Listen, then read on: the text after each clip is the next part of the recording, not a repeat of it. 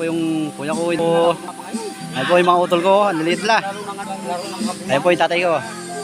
Andito po kami sa ilog. Ayan po, dito kami nagluto. Native na tinola. Ayan po. Hey, Ju! So! So! Enjoy, enjoy! Ayan po sila. Oh, ganda po ng ilog dito. Running water. Sariwan, sariwa. Ano po ibang tropa, oh? Oh, ilog, ilog lang. Enjoy. Dito po kami naliligo. Maliit pa kami. Taas po ng lugar niya, no?